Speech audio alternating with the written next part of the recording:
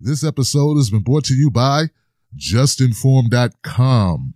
If you're tired of being censored, tired of having your data stolen and sold, go to JustNForm.com, a social media site where all voices are welcome. So, there has been an ongoing debate, and rightfully so, about Nancy Pelosi potentially getting removed as Speaker of the House. And of course, I am in the camp of people who does want Nancy Pelosi out. I have not forgotten about her past. She's not the exemplary version of what I believe a progressive should be. Now, there have been people who have said that Barbara Lee should take her place. But apparently she's running for the leader of the caucus. And to be honest with you, I think that's actually a better position. I think that there is a level of, it's more grandstanding when it comes to being Speaker of the House, because ultimately you can get some things pushed through, but the caucus leader decides what's important for you to be pushing. So congrats on Barbara Lee, and I really hope she gets that position. Now, Alexandria Ocasio-Cortez said something that troubled some people, and I want to talk about those things today. She said that she right now is leaning towards supporting Pelosi. Now, I do want to be very clear about something. That's not an endorsement. That is not her putting her name in the hat for Pelosi, as in, I will back everything she does. I will be, it's not what she's doing. It's not what she's doing. Let me explain to you why. I know that. Because if she wanted an endorsement, she would endorse her, first of all. Here's the problem, and this is something that has been said recently by other people. Alexandria Ocasio-Cortez, who is currently in Congress, is very aware of the candidates available for Speaker of the House. And she said on her live stream that the ones who are trying to replace Pelosi are more, what she says, are more dangerous centrists than Pelosi. And that essentially they could be more problematic and cause more issues with trying to get progressive policies passed. I know that there are people who have been trying to remove her that are progressive. A lot of the newcomers are progressive. And almost every one of them, except for Nancy Pelosi, except for Alexandria Ocasio-Cortez, outright said they're not supporting her for Speaker of the House. But I understand where Alexandria Ocasio-Cortez, specifically herself, her situation with what she is like, her context of the situation.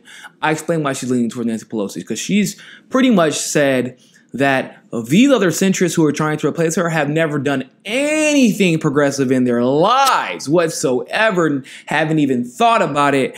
Whereas she knows that Nancy Pelosi cares about her personal image so much that if she had to start pretending to be progressive to get things done, she will wane under that pressure. She apparently has agreed to fight for Medicare for all, which we will see. I don't know if I believe that. By her own words, by her own admission a week ago, she said that we're going to increase medical access by increasing Medicaid and Medicare, but that is not Medicare for all, right?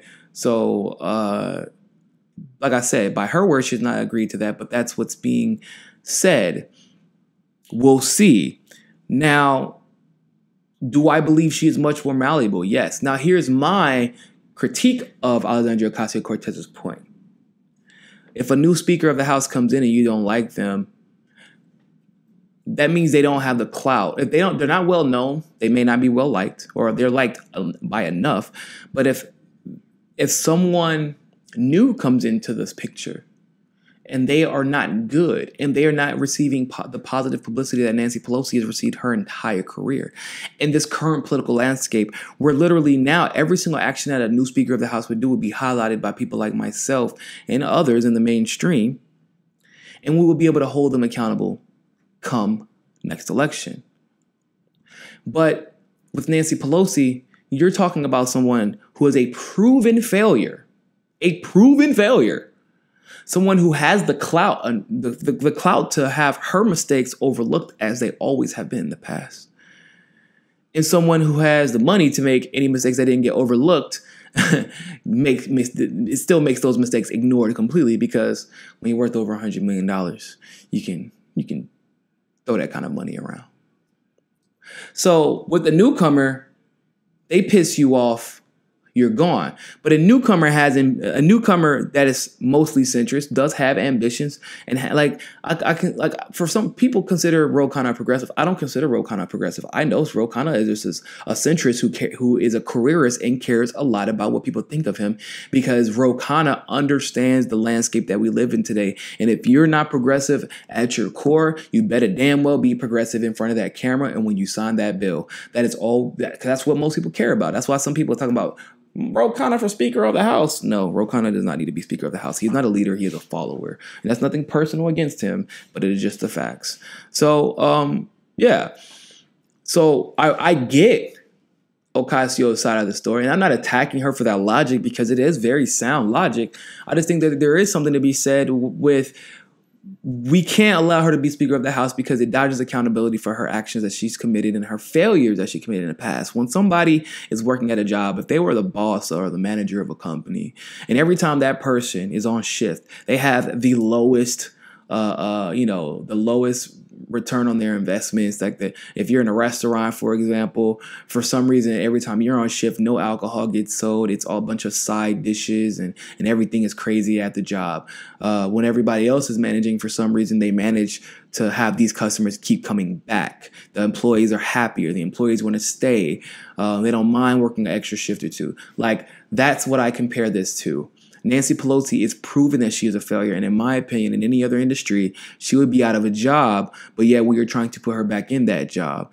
But once again, in a new political landscape, in a new type of political journalism that we've seen emerge, there would be more accountability with a new person, a newcomer, and we would be able to hold them more accountable, as in we would be able to take their job because their name isn't instantly recognizable, right? They wouldn't be able to just have a walk-off home run for Speaker of the House, right?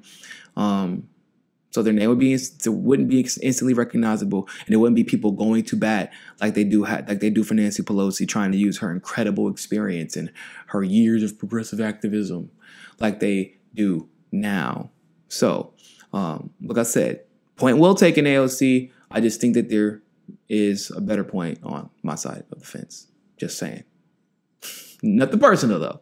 So thank you all so much for tuning in. Remember to tune in to us on Roku. Go ahead and subscribe there. Join the first independent political news network on Roku. Join us on JustNForm.com as well. But hey, more than anything else, always remember, find your balance. Peace. Thanks for watching that segment of Mi Casa es Su Casa. You can donate to our Patreon and keep helping the network grow by clicking on the link in the description below. And also, make sure you join us at JustNForm.com. And finally, make sure you subscribe to us on Roku and be part of the very first independent news network on Roku TV. But more than anything else, always remember, find your balance. Peace.